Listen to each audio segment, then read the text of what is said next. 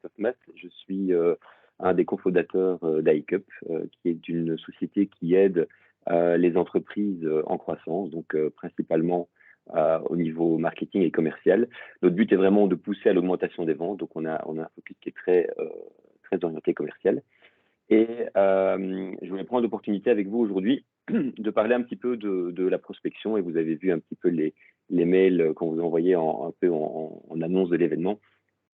Finalement, de dire qu'on est dans un monde qui est très incertain, et que ces changements continuels ont vraiment un impact sur la façon dont on doit trouver des nouveaux clients et les acquérir.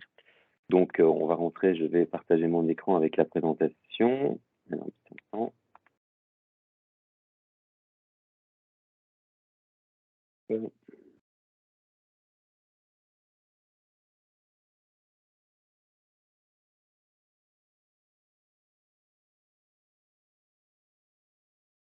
Voilà.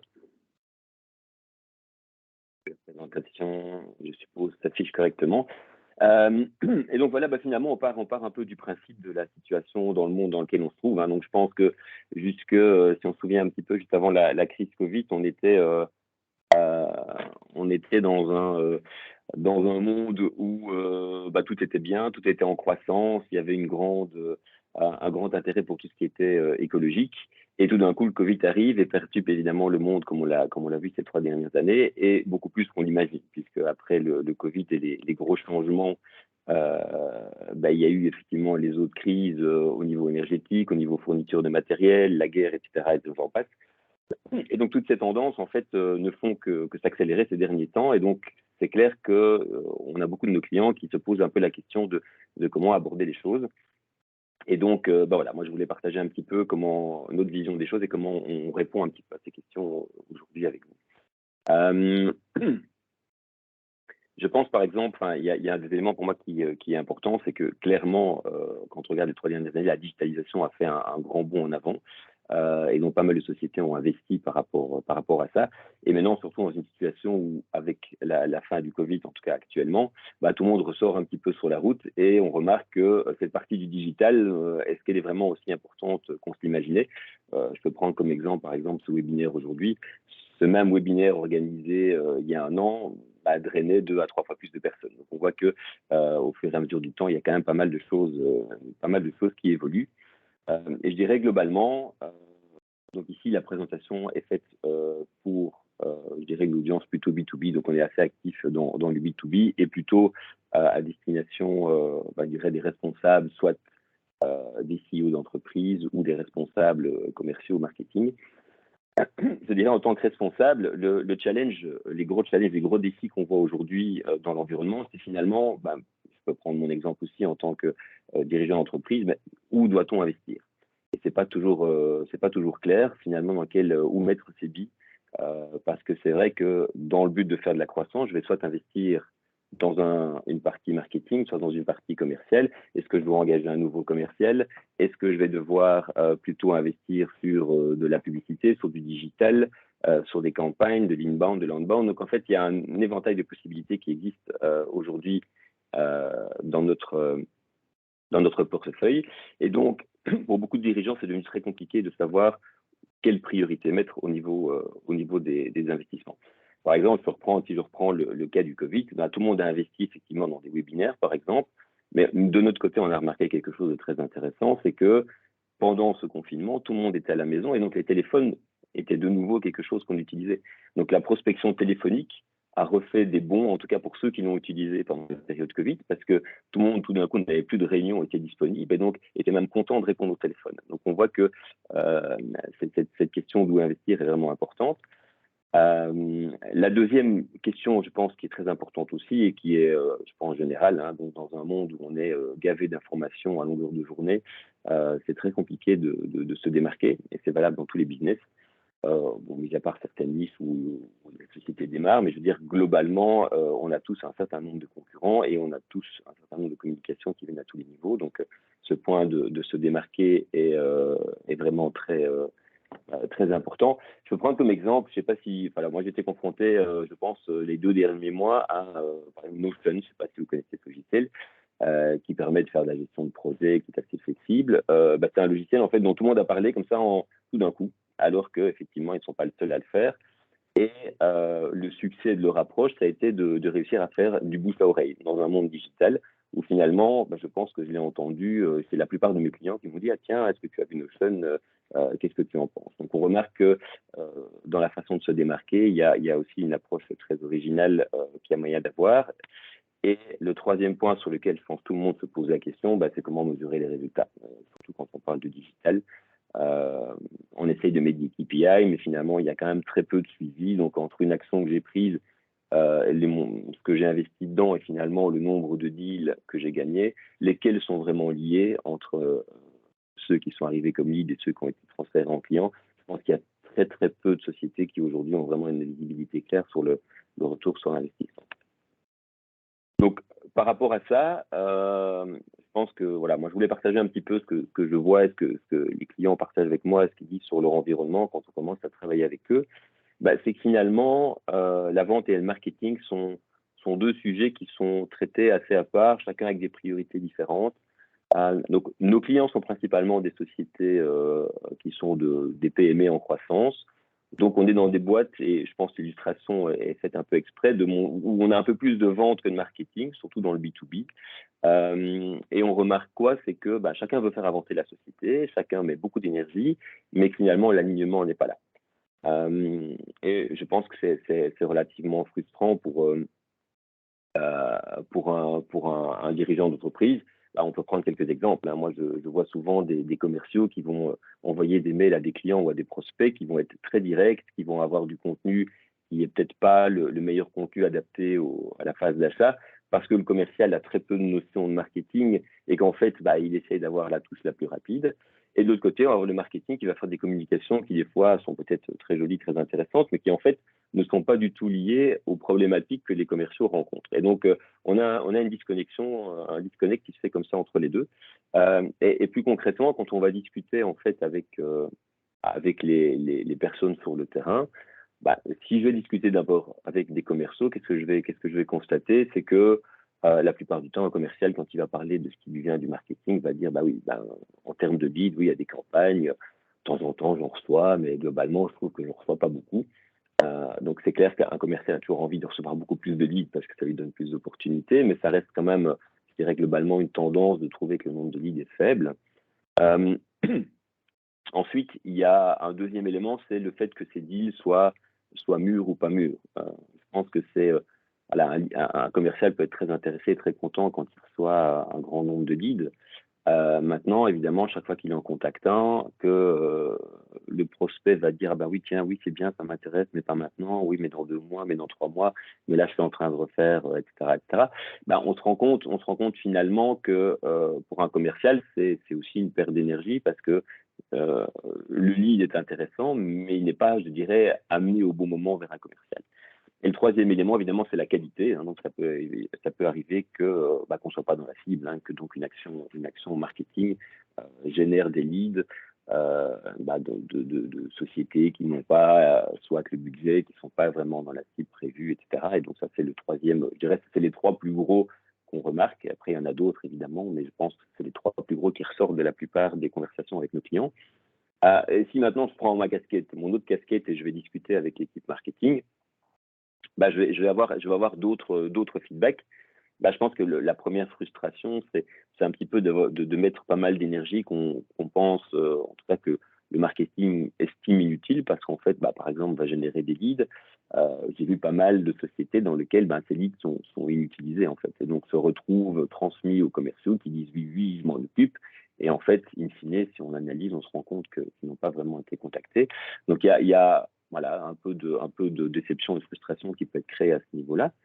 On remarque aussi que on peut avoir certains problèmes de performance. Donc c'est pas toujours évident de mesurer, même si voilà, on utilise des KPI, des outils de mesure, mais voilà, est-ce que finalement les posts qu'on a fait, la communication qu'on a faite, le nouveau site qu'on a mis en place, est-ce que tout ça a vraiment aidé à augmenter les ventes? C'est pas toujours évident. Il y a certaines actions qui demandent énormément d'énergie, mais finalement ont très peu d'impact. Donc globalement, c'est un petit peu les éléments qu'on trouve des deux côtés. Après, il y en a plein d'autres. Et donc, ce que je veux partager aussi, avec vous aujourd'hui, c'est comment on peut aborder ça.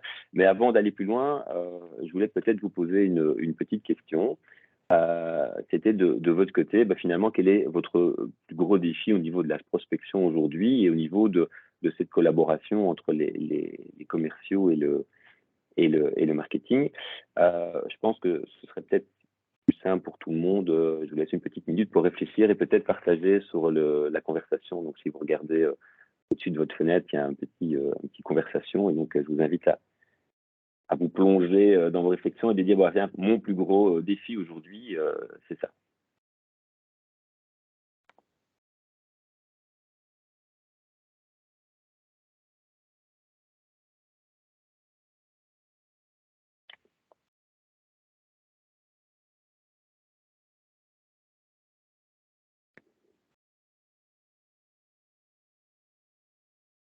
Ok, si je vois un premier feedback, effectivement, qui est de dire bah, comment on essaie de se faire une place dans un monde où il y a déjà pas mal d'habitudes et de concurrents.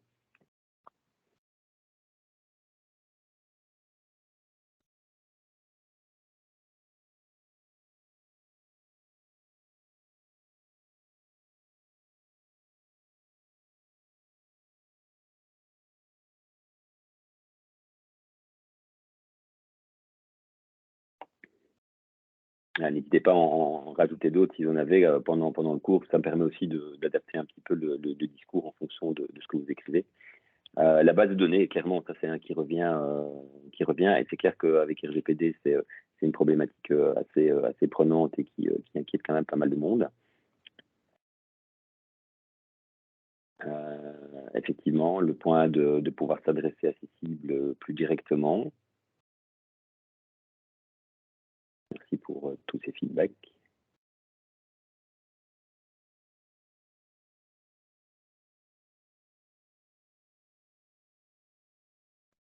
Je vais encore le dernier, puis on va continuer la présentation.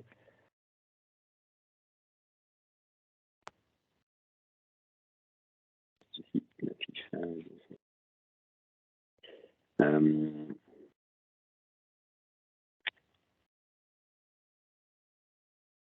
Merci. Donc bah, je vais essayer de répondre aux questions au fur et à mesure. Donc voilà, clairement par rapport à tous ces défis, bah, ce qu'on essaye de nous proposer finalement, c'est d'une approche. Et ce que je voulais d'abord faire peut-être, c'est de dire, ben, voilà, on est parti, et c'est un peu le sujet de la présentation aujourd'hui. Voilà. C'est-à-dire, bah, qu'est-ce qu'on veut faire? On veut faire décoller notre prospection, en fait. On veut avoir des contacts qui sont dans notre cible, avec lesquels on a effectivement un contact proche, comme certains d'entre vous disaient. Mais finalement, bah, la prospection, c'est qu'une phase.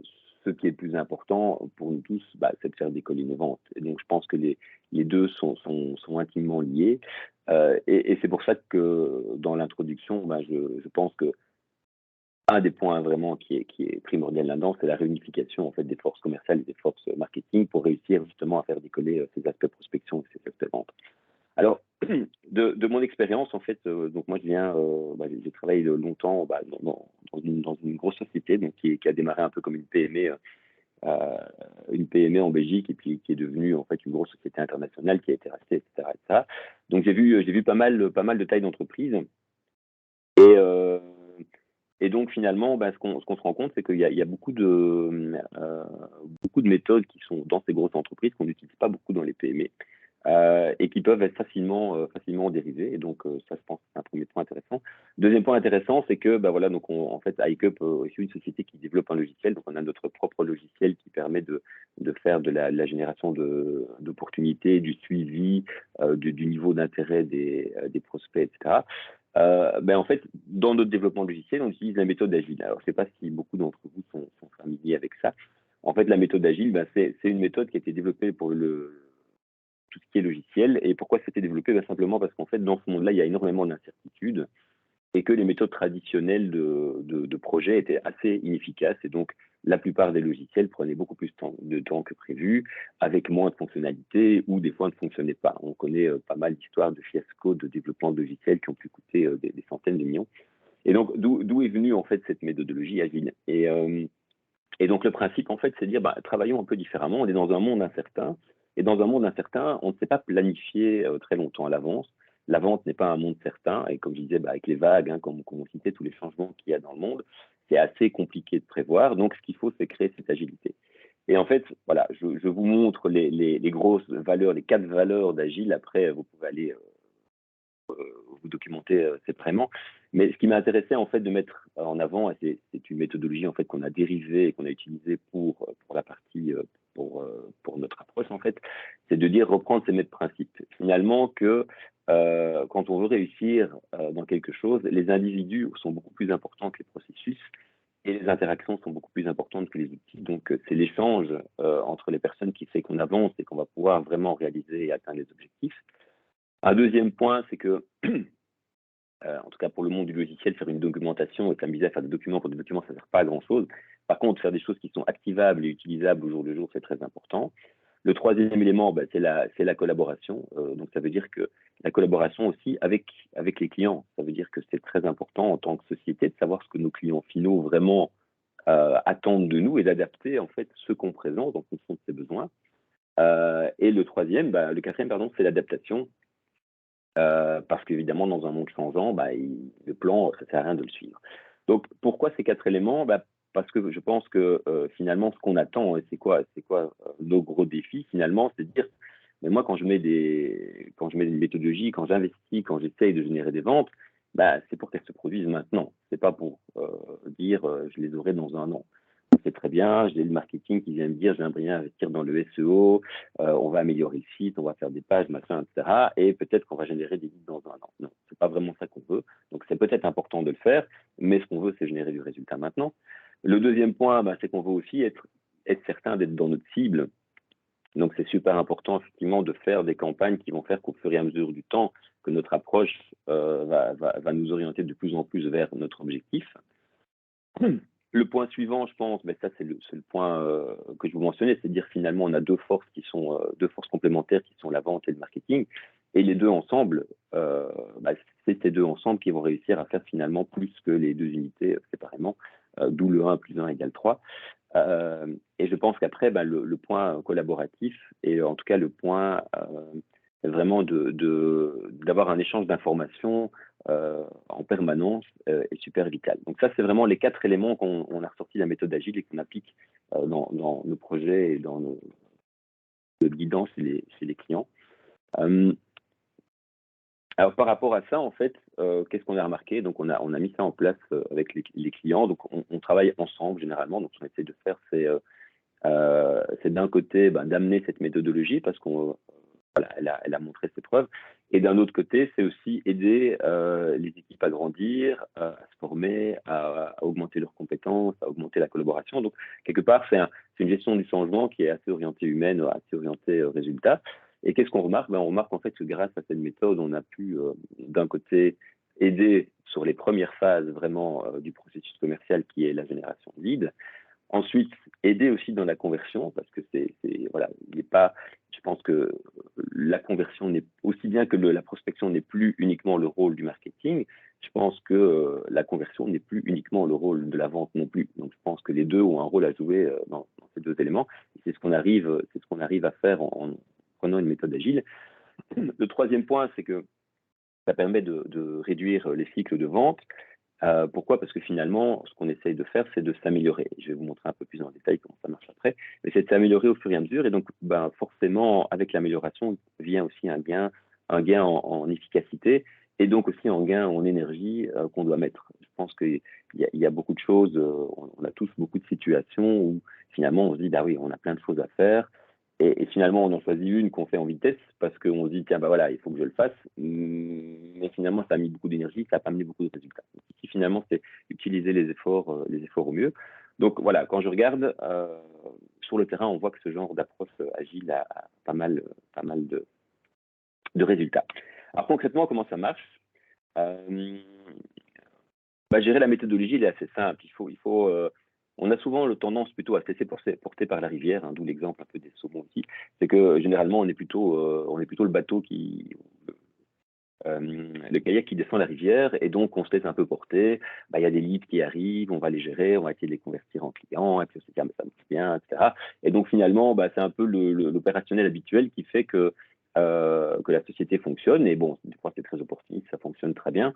Mais dans les moments de crise ou dans les gros moments de changement, bah, c'est effectivement ce qui pose un problème. Donc, pour nous, ce qui est important, c'est un peu de faire comme le saumon, c'est avant de démarrer, bah, il faut remonter à la source et de se dire finalement, bah, c'est quoi le besoin de base, et c'est de là que tout part. Donc la première question qu'on va se poser on veut vraiment démarrer une approche agile, c'est de se dire finalement de quoi on a besoin.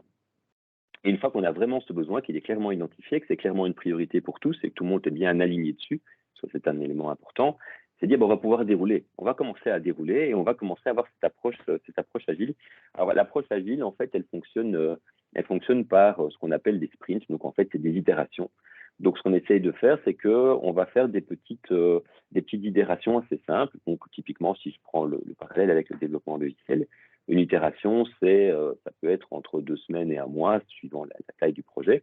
Bah, ici, ça va plus ou moins être la même approche. C'est de se dire, bah, voilà, on se met un petit objectif, on se met une période et on va travailler, mettons, par période d'un mois. Et tous les mois, on va dérouler un petit cycle et on va faire des petites tâches qu'on va pouvoir gérer pendant cette période et on va analyser les résultats. Et donc, bah, pour ceux qui sont familiers avec le marketing, bah, l'A/B testing, c'est un peu ce que ça fait. La seule différence ici, c'est qu'on essaye de systématiser avec une approche orientée un peu comme un plan do, act et check, hein, pour ceux qui connaissent ce genre de méthode.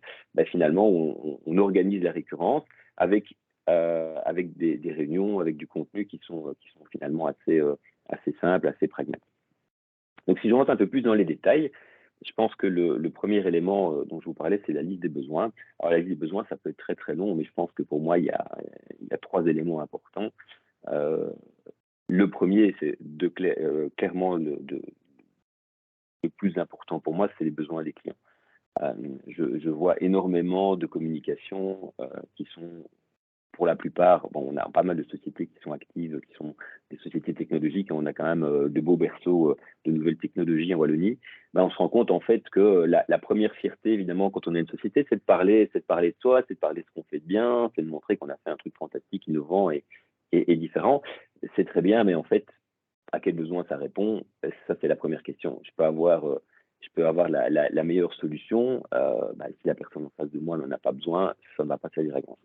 Donc la première question, c'est vraiment celle-là. Et je pense que, par exemple, c'est quelque chose qu'on voit, mais pour un marketing, si le marketing n'est pas suffisamment en contact avec le client final, bah, ça va être une information qui ne va pas toujours être très précise. Et puis, il faut encore le traduire, ce besoin. Il faut le comprendre et le traduire. Donc ça, c'est vraiment le premier élément. Je prends, par exemple, aussi tout ce qui est customer success. Donc, toutes les personnes dans votre entreprise qui s'occupent vraiment de la réalisation des projets, de la prévente, etc., ont énormément d'informations à transmettre sur finalement c'était quoi le besoin du client en termes de service, en termes de problèmes à résoudre, etc. Le deuxième point, on dit, bah, OK, voilà, on sait ce dont nos clients ont besoin. Le deuxième point, c'est de dire, oui, mais enfin, nous, on a besoin de quoi?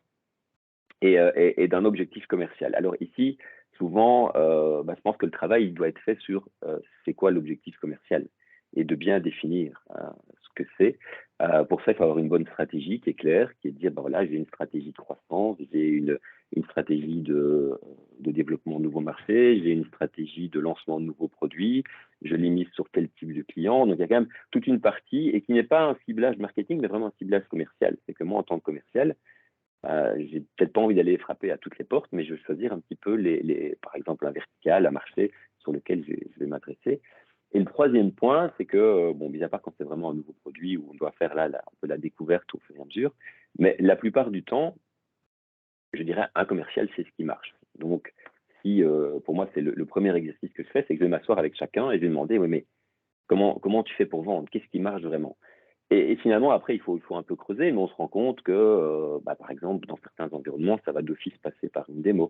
Dans d'autres environnements, bah, il va falloir d'abord essayer de faire une étude pour convaincre recherche et développement, par exemple. Et puis, il va falloir aller vers le manager pour faire d'autres choses. Donc, il y a un peu tous des trucs et astuces, toutes des ficelles.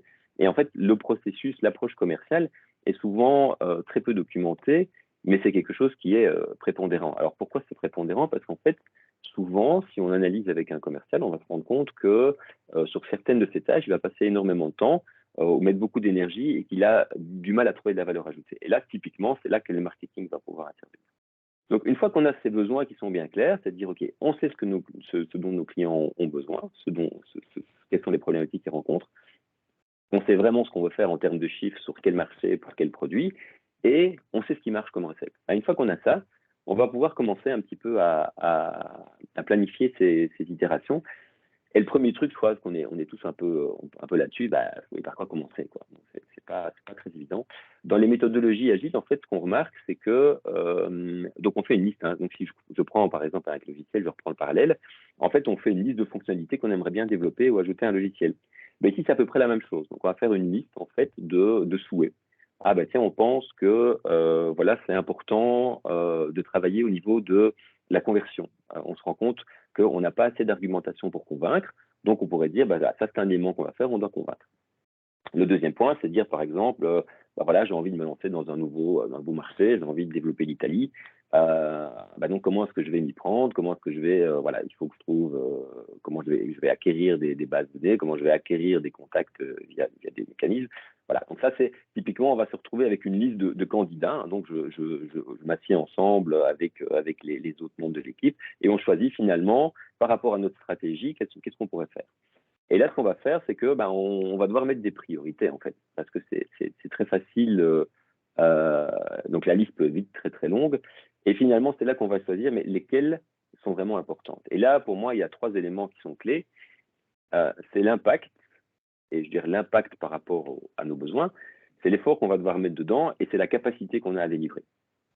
Alors, généralement, dans la plupart des actions, on dit, ah oui, tiens, il faut que je me lance sur ce marché. Alors, qu'est-ce que je vois? Je vois un client qui se trouve une base de données qu'il a payée, je ne sais pas très bien, enfin, d'une personne qui se trouve dans un pays de l'Est, en Amérique du Sud, que sais-je, et qui fournit de 5000 contacts dont la qualité est très douteuse, dont les aspects RGPD n'ont pas tout à fait été traités. Et on se dit, allez, on y va, pop, pop, pop, on envoie un mail et on espère que ça génère du lead. Donc là, effectivement, au niveau capacité, oui, on a la capacité de le faire. L'effort, c'est pas beaucoup d'efforts, mais l'impact est nul. Et donc finalement, ce qu'on remarque, c'est que souvent un des 3 éléments pêche quand on choisit une priorité par rapport au plan. Et donc je pense que là, pour moi, ça c'est un des éléments critiques en fait dans chaque itération, c'est de se dire finalement, avec les ressources qu'on a ou les ressources qu'on peut utiliser à l'extérieur, avec la bande passante qu'on a, quel est le plus gros impact qu'on peut générer. Et donc, on va choisir ça. Donc, on va dans la liste de tout ce qui peut être fait, on va choisir. Donc, par exemple, effectivement, je vais dire, je vais avoir envie de générer du nouveau contenu. Et donc, on va commencer, on va dérouler. Et là, c'est vraiment la partie exécution. Donc, il y a 3 aspects. Il y a une partie de travail sur les cibles. Donc, typiquement, si je dis, je veux améliorer ma conversion, je veux avoir du contenu pour convaincre, qu'est-ce qui va être intéressant? Par exemple, ça va être des témoignages clients. Donc, je vais choisir et je vais essayer d'identifier quels sont les clients qui pourraient témoigner et qui sont aussi dans la cible qui m'intéresse. Et puis après, je vais essayer d'identifier d'autres personnes qui sont dans la même cible que le client qui a témoigné parce que je sais bien que ceux-là, je vais facilement les convaincre. Donc, typiquement, on va commencer à dérouler par rapport à l'objectif qu'on s'est mis. Et puis, on va générer du contenu, parce que c'est clair, finalement, voilà, je prends l'exemple de mon témoignage client. On va devoir générer du contenu. Alors, le contenu, il y a aussi énormément qui est fait au niveau du contenu. C'est, je pense, après l'ADB, comme mentionné un des participants ici, c'est que le deuxième, c'est le contenu. Et donc, chacun part de bonne volonté et dit, voilà, je vais faire du contenu. Je le fais 2 semaines, 3 semaines, 4 semaines, et puis après, c'est fini. Parce que j'ai plus le temps. Et 2, finalement, oui, ça prend beaucoup d'énergie. Je ne sais pas si ça a vraiment beaucoup d'impact. Alors là, il y a 4 conseils, et je pense que c'est sans doute partagé par beaucoup d'entre vous. On se rend compte finalement qu'il y a des éléments clés dans la communication qu'on fait. Le premier, c'est que ça doit être orienté valeur. C'est que finalement, qu'est-ce que j'apporte comme valeur à la personne qui va le lire? Donc, c'est pas intéressant de parler des fonctionnalités qu'on amène. Par contre, c'est intéressant de dire, OK, avec cette fonctionnalité, j'amène tel résultat, je réponds à tel besoin. Donc, c'est toujours partir du besoin et orienter, donc, quelle est la valeur par rapport aux besoins de mon client potentiel. Le deuxième, dans la communication, c'est l'authenticité. Je pense que, oui, si je reprends ma casquette commerciale, j'aurais peut-être avoir tendance à parler un petit peu trop des bénéfices de ma solution, plutôt que finalement de parler de mon expérience du terrain, parler de ce qui marche bien chez les clients. Et donc, typiquement, je le vois, et vous le voyez sans doute aussi, si en tant que commercial, vous ou un de vos commerciaux amène quelqu'un du terrain qui est dans la partie réalisation, qui est dans la partie service après-vente ou qui a une valeur ajoutée technique par rapport à ce que vous vendez, bah, il va être beaucoup plus authentique parce qu'il va parler de ce qu'il vit, il va parler de ce qu'il aime, il va parler de ce qu'il comprend. Et donc, eh bien, ça a 10 fois plus d'impact et on est tous conscients que ça a beaucoup plus d'impact que n'importe quel discours marketing ou commercial. Le troisième élément qui est important, c'est le fait que ce soit transposable. Donc, clairement, quand on écrit du contenu, ben, on écrit une fois du contenu, mais il faut qu'on puisse le dériver pour tout. Euh, donc, ça veut dire que ben, on va l'utiliser effectivement sur notre site web, on va l'utiliser pour des communications mail, on va l'utiliser pour que des commerciaux puissent avoir une documentation. Donc, on peut dériver. Donc, il faut toujours penser à comment on peut exploiter au maximum. Je reprends l'exemple de mon témoignage client, comment je peux l'exploiter au maximum sur mes différentes modes de communication. Et quatrième point, qui est vraiment, bah là, je dirais, enfin, qui est lié au fait d'être efficace, c'est que bah, il faut diminuer le stress qui est par l'écriture, enfin lié à l'écriture. Donc, bah, évidemment, on peut toujours sous-traiter une partie, mais je pense que la plus grosse chose à faire, c'est d'abord de faire un planning, d'avoir des sujets d'avance, de faire des listes de sujets et de commencer à rédiger et d'avoir sa petite base de données qui est prête pour pouvoir avancer. Troisième partie, ben, principalement, on va faire des campagnes. Je pense que dans les campagnes, ce qui est clé, et donc la campagne, bon, ça peut être lié à l'activité commerciale et marketing ensemble, c'est toute la partie qui est liée aux outils et à l'automatisation. C'est clair que je fais une campagne de génération de leads, je les transfère aux commerciaux. Les commerciaux disent, ben, il y en a plein qui sont pas mûrs. Ben, s'ils ne gardent pas cette information de, bah, tiens, celui-là a montré tel intérêt à tel moment, mais il faut que je le rappelle dans 3 mois, bah, ça va pas se passer, ça c'est un. Et deux, bah, il faut aussi l'automatiser parce que si j'en ai 50 qui ont montré un intérêt, il y a des fois, il y en a 50 qu'on ne rappelle pas parce qu'on n'a pas le temps. Et donc, on peut les ramener au marketing pour continuer. Mais donc, c'est super important d'avoir une continuité, un suivi. Et donc, pour ça, d'avoir les outils, bah, comme l'outil qu'on a développé, par exemple, chez nous, qui permet de faire ce genre de suivi. Voilà, donc après avoir fait cette phase d'exécution, ben, finalement, on se dit, ben voilà, on s'était mis les objectifs, on a déroulé, hein, donc on a pris notre période d'un mois, et à la fin, ben, on s'assied ensemble et on analyse. Et il y a deux choses à faire.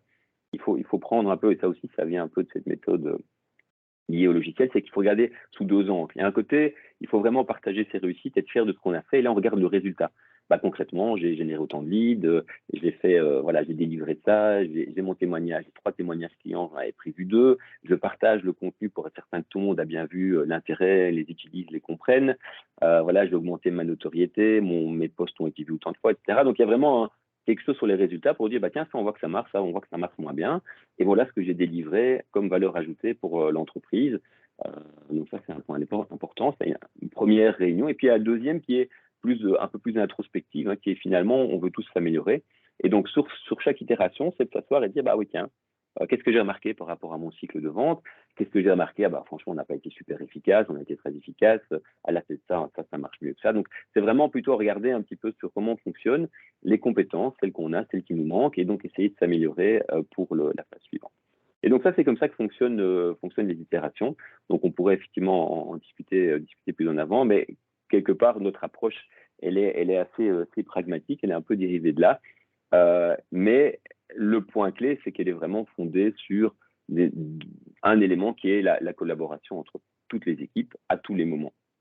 Donc, ça veut dire que c'est pas, je reprends mon exemple, bah oui, un marketing qui va fournir un lead à un commercial, bah, le commercial va fournir de l'information marketing pour qu'il puisse travailler. De la même manière, ben, le client qui a été gagné, on va essayer de récolter son information pour qu'il fan et qu'il devienne un ambassadeur, comme l'exemple de Notion que j'ai pris, où finalement, c'est plutôt du bouche à oreille qui fonctionne qu'une approche traditionnelle. Donc voilà, donc ça c'est un peu l'approche que moi je conseille, que je recommande et que je vois qui donne des résultats chez nos clients. Euh, alors après, il y a un élément clé là-dedans finalement qu'on peut se poser comme question, c'est ok, mais c'est bien les méthodologies, mais il y en a des tonnes, hein, chacun a son petit truc, et puis finalement, qu'est-ce qui fait que ça marche ou que ça marche pas? C'est quoi un petit peu la magie derrière l'histoire? Euh, je pense qu'il y a des points qui sont vraiment importants, là. Et là, je vais reprendre notre ami Jean-Claude Van Damme. Donc, je ne sais pas pour ceux qui ont vu cette petite vidéo, hein, donc il y a tout un laïus sur le 1 plus 1 égale 2 pour finalement dire, bah oui, 1 plus 1 égale 11 et c'est beau ça. Enfin, voilà, donc, mis à part le délire de notre ami Jean-Claude Van Damme, je pense que le point, effectivement, qui est clé, enfin, il y a plusieurs points qui sont clés, je pense, pour que ça marche. Le point, c'est que c'est d'abord une volonté d'entreprise. Donc, je pense que c'est clé que, aussi bien le management que le marketing et la vente se disent, bah oui, ensemble, on va arriver à faire mieux. C'est pas facile, effectivement, on n'a pas, on se comprend pas toujours, mais on a envie d'aller plus loin. Donc ça, c'est vraiment, je pense, ça doit être un projet d'entreprise. Autrement, on va prendre des actions qui finalement n'auront pas d'impact et on va retomber au statu quo. Ça, c'est, je pense, le premier point, c'est une volonté d'entreprise. Deuxième point, bah, c'est c'est ce côté humain, en fait, hein. Finalement, c'est de la gestion de changement. Et c'est ça, je trouve, qui est vraiment très agréable dans une approche par petits sprints et par petite itération. C'est que bah, on va pouvoir progresser ensemble, on va pouvoir apprendre. Euh, je pense le point critique, et c'est la même chose, hein. Vous pouvez prendre, par exemple, l'éducation de vos enfants et la gestion de vos employés. Je vais comparer un peu les deux. Moi, j'étais dans un système où j'avais des évaluations annuelles. J'ai eu ça pendant des années. Et donc, en fait, finalement, bah, souvent, on n'attend pas vraiment. Enfin, je veux dire, on vous dit pas au moment même c'était bien ou c'était pas bien. Et donc, on attend l'année, on s'assied, on fait une évaluation, puis on dit, ah oui, ça c'est super, ça fait du bon boulot et tout. Et puis, on dit ça, ouais, franchement, il y a des choses à améliorer. Et donc, ça a pris un an. C'est fantastique, mais finalement, ça ne sert pas à grand-chose. Ça crée plus de frustration qu'autre chose. Et remercier un an après du travail qui a été bien fait, pas terrible. Si je fais la même chose par rapport à l'éducation des enfants, bah, quand on voit un gamin qui se lève, qui fait ses premiers pas, bon, on le félicite tout de suite. Quand il fait une bêtise, on lui dit tout de suite qu'il y a quelque chose qui ne va pas et on en discute, on trouve une solution, ou on essaye de lui apprendre, ou voilà, on lui dit juste non, point. Mais donc, il y a un peu cette notion qu'on retrouve dans une approche comme celle-là, c'est vraiment d'essayer de s'améliorer de manière continue et d'avoir un feedback continu, ce qui rend le feedback beaucoup moins dérangeant. Si après un an, on me dit, ah, tiens, t'as pas bien fait ça, t'as pas bien fait ça, t'as pas bien fait ça, bah forcément que je vais pas le prendre bien. Si on me dit, ah bah tiens, tu viens de faire ça, qu'est-ce que tu penses qu'on pourrait le faire comme ça, bah, ça va être tout à fait pris différemment. Donc, je pense que ça, c'est le deuxième point clé. Donc, outre le fait d'avoir une volonté d'entreprise, c'est vraiment d'avoir une approche qui est vraiment super itérative, orientée sur la collaboration et le fait de dire que, ben, en équipe, on fait beaucoup mieux qu'en étant chacun dans son coin. Voilà, c'était là-dessus que je voulais conclure. Euh, je vais peut-être reprendre la fenêtre pour arrêter le partage.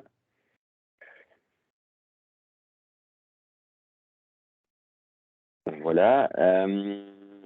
Donc, je ne sais pas si quelqu'un avait quelque chose à partager ou avait une question ou un point par rapport à ce qu'on vient de présenter.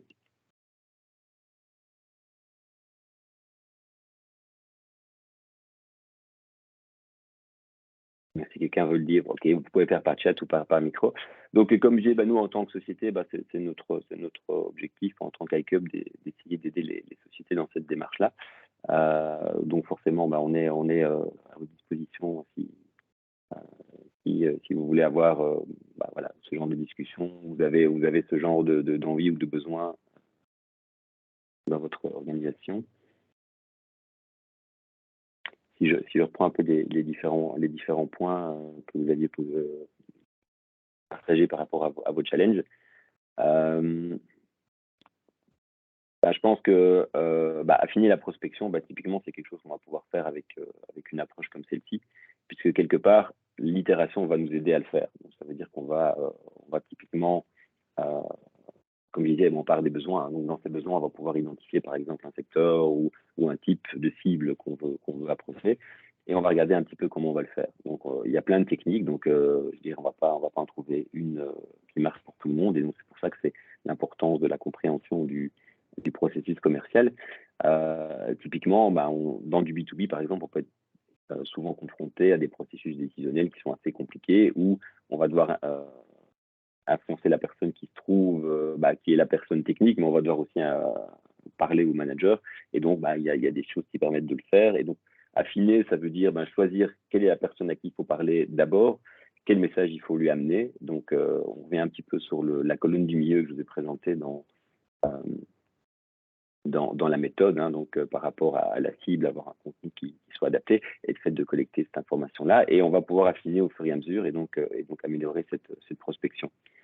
En termes de qualité du premier rendez-vous, ben, je pense que ça, typiquement, si le marketing, s'il y a vraiment un travail en amont qui est fait et que donc on sort un petit peu du côté traditionnel où le commercial prend son téléphone, appelle à froid et fait un premier rendez-vous, mais qu'on essaye d'avoir une communication, une participation euh, avec la personne avant, bah, si on sait qu'elle est arrivée par un processus marketing, on va peut-être savoir que la personne a été visiter le site ou par rapport à un mail a réagi à tel ou tel lien, et donc on sait qu'elle a été consulter tel document sur le site, ce qu'on peut plus ou moins tracer en faisant des mails ou sur un site web, c'est un peu plus compliqué, mais il y a quand même moyen de temps en temps. Mais donc finalement, c'est essayer de récolter le maximum d'informations pour justement aider à ce premier rendez-vous. Et donc, par rapport aussi à la maturité du besoin. Donc, typiquement, pour un commercial, bah, si le marketing avant a fait plusieurs types de communication, on va savoir dans quelle phase la personne se trouve. Donc, est-ce que je prends souvent l'exemple de dire, bah, voilà, j'ai envie de changer de voiture et j'ai envie de prendre une voiture électrique. Bah, je vais être dans plusieurs phases avant d'avoir acheté ma voiture. La première phase, c'est de me dire, bah oui, franchement, c'est pas ce qui se passe sur le marché. Donc, je vais commencer à regarder un petit peu quelles sont les différentes voitures. Donc là, je suis plutôt dans une phase où je me renseigne, qui donc pour un commercial va peut-être pas être le point intéressant pour un premier rendez-vous parce qu'il sait qu'il va devoir aller expliquer, etc. Par contre, si grâce au marketing, on a identifié que la personne était à un stade plus avancé, on dit, bah, OK, voilà, j'ai choisi 3 modèles et en fait, j'aimerais bien voir les avantages de 3 modèles et avoir une offre de prix, bah, c'est clair que pour le premier rendez-vous, pour le commercial, ce sera beaucoup plus simple. Typiquement, ça, c'est quelque chose qui doit vraiment être mis en place quand on fait un plan, c'est de dire, bah, voilà, on sait qu'on a un souci qui est d'améliorer l'information sur la position du prospect dans le cycle d'achat et sur ses centres d'intérêt. Ben, on va tout faire pour essayer de récolter ces informations et de les centraliser. Donc les bases de données, alors les bases de données, évidemment, ça c'est le sujet, le plus délicat, évidemment. Donc, voilà, il y a toujours moyen de collecter des bases de données, donc ça reste avec l'intérêt légitime, il y a toujours moyen de contacter des personnes. Bon, LinkedIn est une bonne source d'information pour la plupart des sociétés. La collecte, évidemment, des adresses email est aussi un élément vital. Voilà, donc celui-là, je dirais, c'est vraiment du cas par cas. Il y a des situations où c'est plus facile, il y a des situations où c'est beaucoup plus compliqué.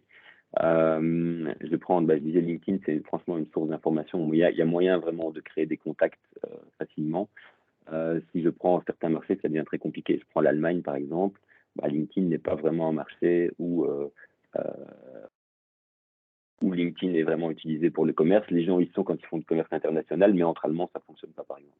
Donc, là, c'est du cas par cas. Donc, ça, c'est plutôt une discussion qu'on peut avoir séparément en fonction de vos besoins.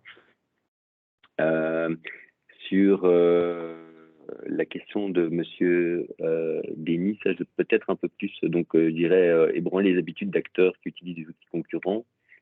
Si vous pouvez préciser un peu plus ce que vous souhaitiez savoir par rapport à ça. Quel est votre challenge un peu plus précisément?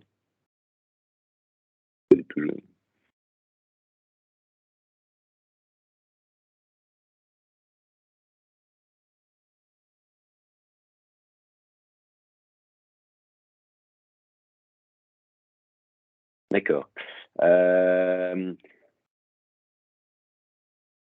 Ouais, donc ça c'est un peu, je pense qu'il y a une partie de frustration, ça je remarque qu'on a chez pas mal de nos clients, c'est au départ en fait c'est un petit peu comme si ce que je dirais le best kept secret, hein. Donc ça peut être pour un dirigeant d'entreprise de dire ben voilà j'ai un super produit mais finalement soit il est pas bien connu, soit il est pas très visible. Ça c'est un premier point. Le deuxième point qu'on voit aussi souvent et c'est souvent lié un petit peu à toutes les notions d'upsell ou de cross-sell chez nos clients, c'est que finalement, bah, le client consomme chez nous pour un produit ou un service, et il ne sait même pas que les autres existent. Et donc, typiquement, là, il y a pas mal de communication qui peut être faite à ce niveau-là. Donc, ce qu'on essaye de faire là, c'est vraiment travailler sur bon, il y avait le bon vieux système de la newsletter, mais quelque part, c'est un petit peu une version moderne de la newsletter. Ce qu'on va faire, c'est finalement essayer d'augmenter la communication par rapport à notre valeur. Et donc, typiquement, comme je disais, ben, qu'est-ce qui va montrer nos valeurs? Notre valeur, elle est montrée par la satisfaction de nos clients, par leur retour qu'ils pensent de nous. Donc là, typiquement, je pense qu'une source d'information, c'est vraiment la partie delivery, donc la partie qui s'occupe des clients après-vente. C'est maintenir une communication, donc c'est de dire, bah, c'est pas parce que vous êtes devenu client que qu'on s'occupe plus de vous. Donc, et donc là, c'est vraiment regarder un petit peu, compléter le processus, je pense. Donc voilà, je connais pas tout à fait les détails de votre activité, mais voilà, moi je prendrais cet angle-là, c'est vraiment de travailler sur finalement qu'est-ce qui, qu'est-ce qui va, qu'est-ce qui va créer la confiance, qu'est-ce qui va augmenter la confiance, qu'est-ce qui va augmenter vraiment euh, l'impression positive chez vos clients par rapport à vos produits ou services et partager ça entre eux. Il y a par exemple il y a quelque chose que je trouve qui est vraiment très bien. Donc maintenant que les séminaires, on peut faire des séminaires, c'est de rassembler en fait des prospects et des clients ensemble à qui on veut, pour qui on veut qu'ils aient par exemple une meilleure visibilité ou compréhension de notre valeur ajoutée. Et donc ce que je vais faire, c'est je vais choisir un thème que je sais qui parle à tout le monde parce que c'est un besoin qu'on retrouve là. Je vais m'arranger pour avoir dans ce séminaire, je vais m'arranger pour avoir en fait un client qui va venir témoigner et je vais m'arranger pour avoir un expert qui va venir amener de la valeur. Et donc, avec ça, qu'est-ce que je vais obtenir? Ben, je vais, par exemple, je peux le faire en version webinaire, mais dans un séminaire, je vais avoir une interactivité plus augmentée. Ce que je vais faire, c'est prendre le sujet, faire parler l'expert, et puis faire parler le client qui va expliquer un petit peu la valeur qu'il en retire. Et puis après, qu'est-ce que je vais faire? Ben, je vais essayer d'animer un débat. Et donc, finalement, qu'est-ce que je vais voir? Je me rends compte que finalement, les clients vont commencer à échanger entre eux, vont commencer à partager des informations intéressantes, et pour moi, et pour eux. Et comme ça, je crée de la valeur. Donc, eux voient en fait que je leur ai amené quelque chose. Euh, et en même temps, je valorise un client qui va pouvoir parler devant d'autres de ses pairs. Donc, il y a moyen de faire des choses de ce genre-là. Les focus group, par exemple, sont des choses qui sont intéressantes aussi. Donc, c'est vraiment mettre un sujet sur la table et le faire partager par d'autres personnes. Je ne sais pas si ça répond en partie à la question que vous aviez.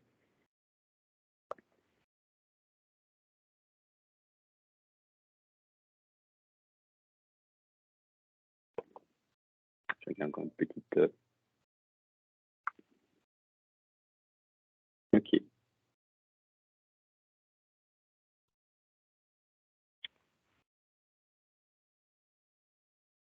Une petite question de Monsieur Rimac. Et puis, je pense après, on peut faire peut-être un petit tour. Voilà, je crois que effectivement, donc le but était resté dans le timing. Donc, je vous remercie en tout cas d'avoir partagé ces informations. J'espère que ça répond à vos attentes et que ça vous a amené en tout cas à un peu de réflexion. Donc, s'il y a des choses que vous voulez partager, n'hésitez pas à m'envoyer un mail et je répondrai à vos questions ou via LinkedIn ou via mail. Donc, je reste à votre disposition.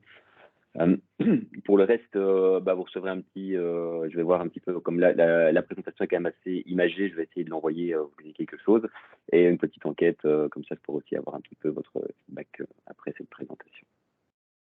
Voilà, merci à tous pour votre présence, et je pense que voilà, je vous souhaite une belle journée et un bon appétit. Merci à tous, Merci, au revoir. merci, au revoir.